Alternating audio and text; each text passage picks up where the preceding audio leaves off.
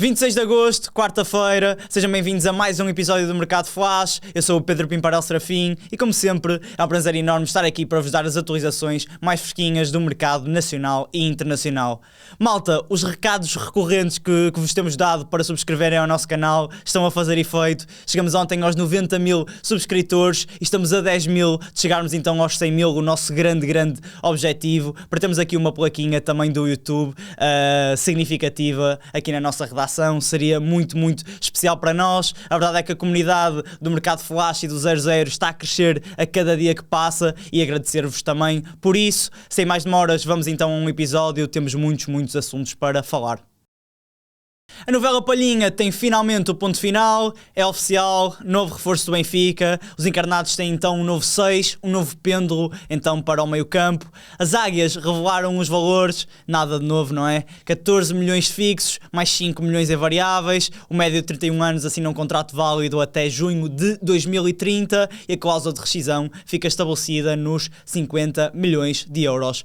É uma contratação de peso, como temos vindo a falar nos últimos episódios, é um jogador que vai acrescentar músculo no miolo, é um jogador capaz de fazer várias interseções por jogo e, acima de tudo, vai trazer mais agressividade ao meio campo do Benfica. As águias precisam de mais combatividade no meio campo e Palhinha oferece isso mesmo. Enzo Barrenechea arrancou bem a época, mas Palhinha está um patamar acima, é um jogador que chega já com estaleca de Premier League, com estaleca de Bundesliga e como tal vai oferecer coisas diferentes ao sistema de Marco Silva.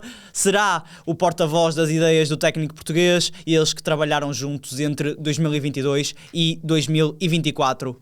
Depois do dossiê do 6 estar praticamente fechado, estar mesmo finalizado, o Benfica corre agora atrás de um lateral esquerdo. As águias entraram em cena por Sofia El Karouani, internacional marroquino de 25 anos, que despontou no futebol neerlandês e estamos a falar de um lateral extremamente ofensivo, muito confortável para aparecer em zonas mais adiantadas do terreno e tem realmente um atributo diferenciador que é a sua capacidade de cruzamento.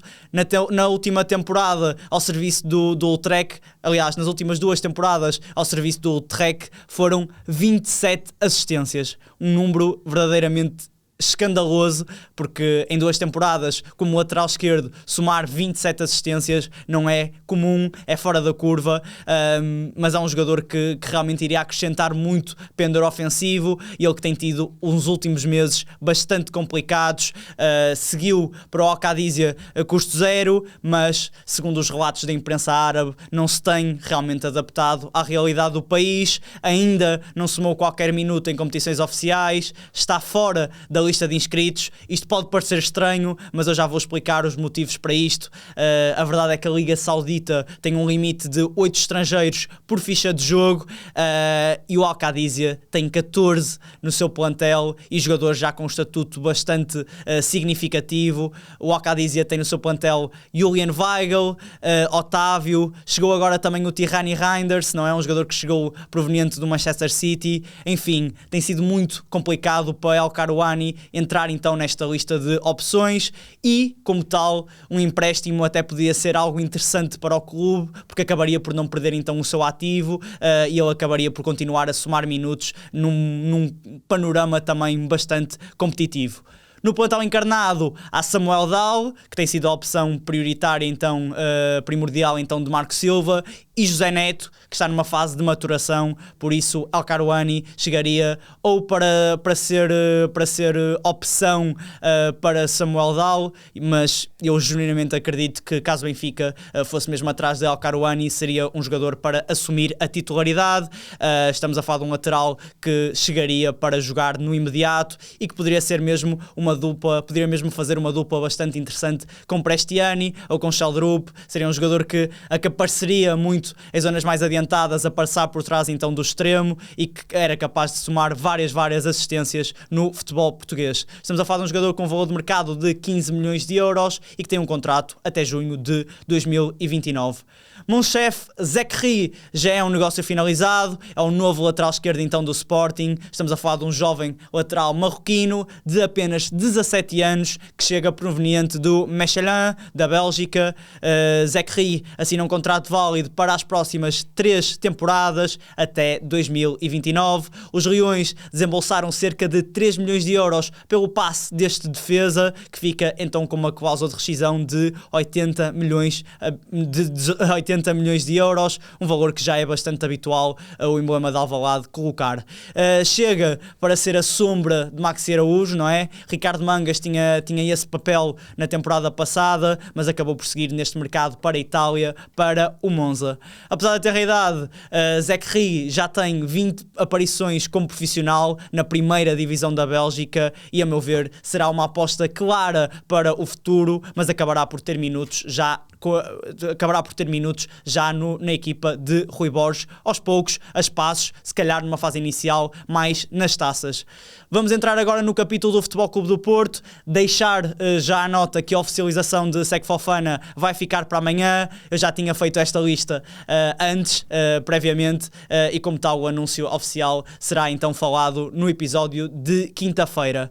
Noan Pérez entrou no radar de um colosso argentino. O Boca Juniors está muito interessado neste central. É visto como um plano B. A prioridade do Boca Juniors é Francisco Alvarez, central do Argentino Juniors, mas há claras dificuldades então em concretizar o plano A, e o Boca Juniors tem realmente urgência para reforçar o eixo defensivo. Os Dragões ainda não receberam qualquer proposta concreta por Noan Pérez, e o Boca pensa num empréstimo. A meu ver, seria uma hipótese completamente descartada mal chegasse à mesa da direção portista.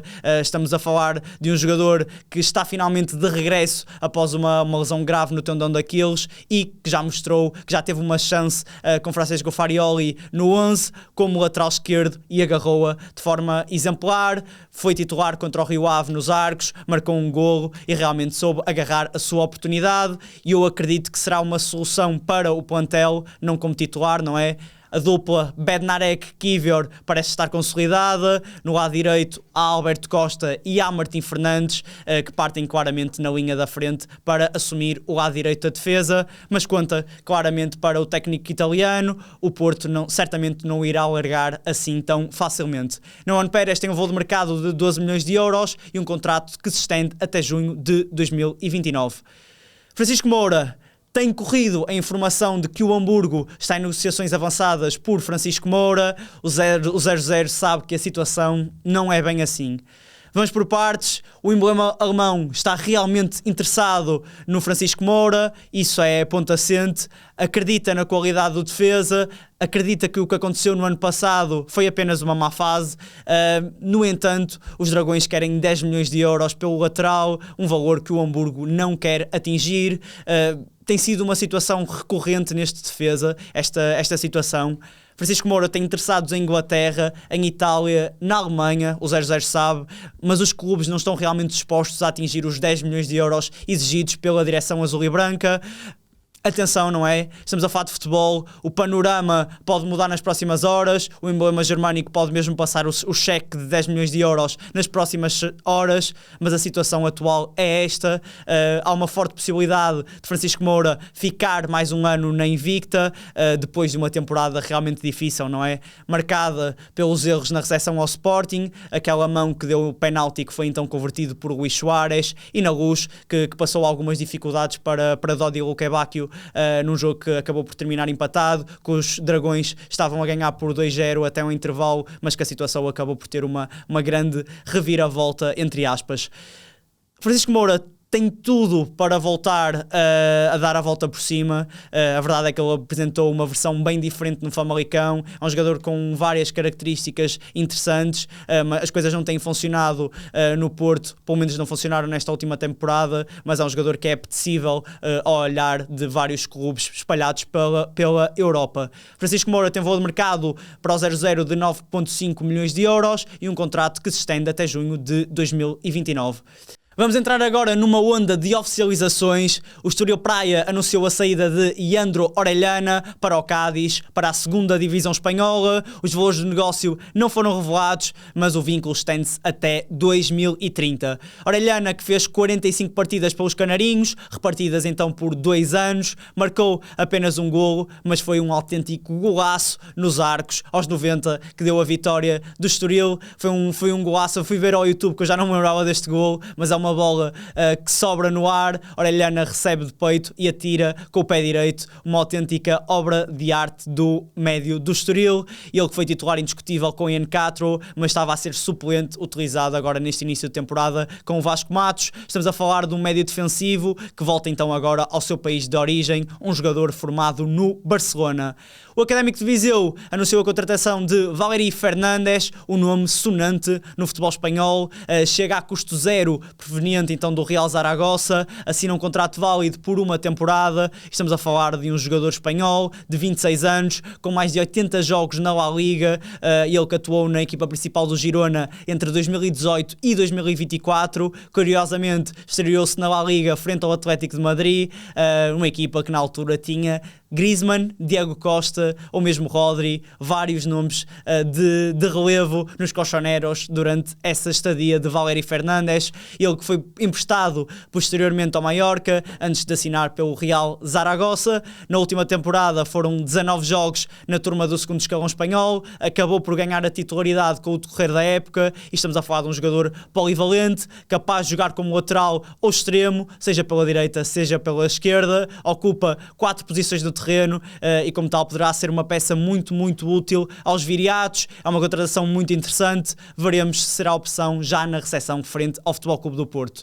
Chegamos ao 16º reforço do Alverca, não é? É quase uma rubrica diária, como eu tinha dito nos últimos episódios. Eu por acaso achei estranho não ter tido nenhuma oficialização dos alverquenses ontem, mas pronto, ela chegou hoje. Gabriel Carioca, estamos a falar de um avançado de 20 anos, que chega vindo da Série B do Brasil. Não foi revelada a verba associada a esta mudança, mas poderá ter havido então um preço de amigo, entre aspas, porque os ribatejanos têm uma parceria então com o Athletic Club. O Atlético Clube. Estamos a falar de um jogador que pode jogar em várias posições da frente, seja nos corredores, seja em zonas mais centrais do terreno. Em 2026 marcou 5 golos no Sub-20, em 12 aparições. Também contou com algumas partidas pela equipa principal, 7 no Campeonato Mineiro. Eu acredito que numa primeira fase terá dificuldades em ser titular com o Sérgio Ferreira. A chegada de André Vidigal também não ajuda para que Gabriel Carioca tenha espaço. Poderá ser uma opção com o decorrer da temporada. Nilton Varela retorna a Portugal pelas portas do Marítimo, chega proveniente então da segunda divisão da Bélgica, do Beerschot, assina um contrato válido por 2 temporadas. Estamos a falar de um lateral esquerdo de 25 anos, com nacionalidade portuguesa e cabo-verdiana, formado no Sporting e no Belenenses, um jogador com várias paragens aqui no futebol português, Bessade, Porto B, Estrela da Amadora, e destaca-se claramente por ser um ala bastante rápido, bastante vertiginoso, muito ofensivo, e será então mais uma opção para o lado esquerdo da defesa para Michel van der Gaag. O habitual titular tem sido Paulo Henrique, que tem feito realmente boas exibições, marcou um gol na recepção ao Académico. Eu acredito que seja titular pelo menos nos próximos compromissos dos insulares, mas pronto, Nilton Varela chega para ser mais uma opção, e estamos a falar de um Marítimo que anda a competir com o Alverca para ver quem tem mais reforços. Este é já a contratação número 13 dos insulares. Veremos se irão haver mais até ao fim deste defeso. Depois de Yuri Tillmans e Andrei Santos, o Manchester United voltou a reforçar o meio campo. Chega Carlos Baleba por 76 milhões de euros, contratado ao Brighton. A transferência envolve ainda 5,8 milhões de euros em bónus, e Baleba assina um contrato até 2031, com mais um ano de opção. Estamos a falar do internacional camaronês de 22 anos, que se destacou pelos Seagulls nas últimas 3 temporadas, e um jogador com características muito interessantes. É um jogador rápido nas suas ações, possante, que consegue sair com facilidade da caixa telefónica, da cabine telefónica, como se diz na gíria futebolística. E atenção, tem outra componente que eu acho que é muito pertinente e muito importante para o Manchester United. É um jogador que não tem medo de arriscar na meia distância, muito de encontro com as habilidades de Bruno Fernandes, e atenção que eu acho que isto era uma valência que faltava aos Red Devils.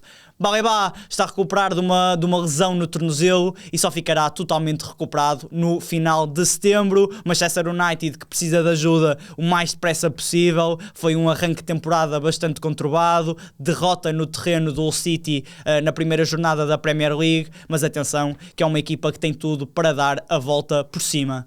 Não vou perder muito tempo nesta contratação, já falei dela neste último episódio, no episódio que passou, era só mesmo para meter agora o carimbo de oficial. Ayoub Boadi, uma das grandes revelações do último Mundial, é reforço do Manchester City. Os Citizens pagaram 95 milhões no imediato ao Lille por este médio e vão pagar ainda mais 5 milhões em variáveis. Muito provavelmente Boadi irá cumprir então os objetivos que faltam.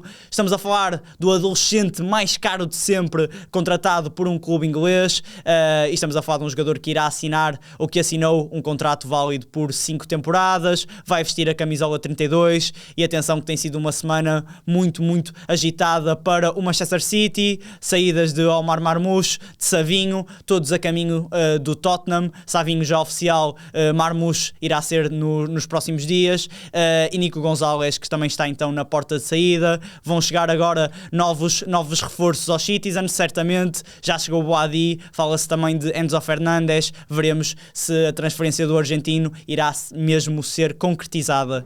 Christopher Nkunku deixa o AC Milan e regressa ao Leipzig, uma casa onde foi realmente muito feliz.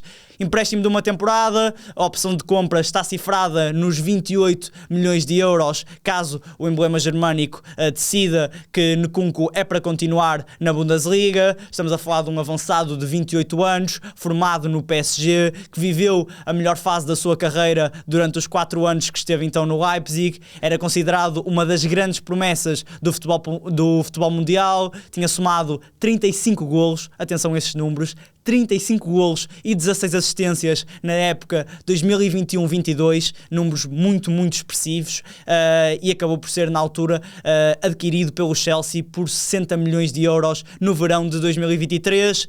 Nunca alcançou os voos expectáveis, não é? Nunca conseguiu ter um impacto substancial na Premier League, e agora, na última temporada, ao serviço do Milan, 8 finalizações certeiras, 3 passos para golo, teve muito a oscilar muito entre o banco de suplentes e o 11 inicial, acabou por não contar para Didier Deschamps, por exemplo, para este último Mundial, não contava agora para os planos de Ruben Amorim para a próxima temporada.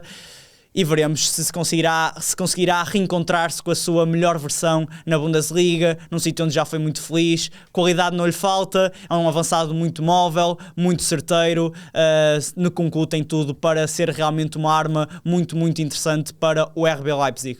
Chegamos ao fim de mais um episódio, obrigado por estarem na nossa companhia, não se esqueçam de ativar as notificações para não perderem o conteúdo diário que nós vamos lançando aqui no canal, não se esqueçam de subscrever, fiquem connosco, fiquem com o 00.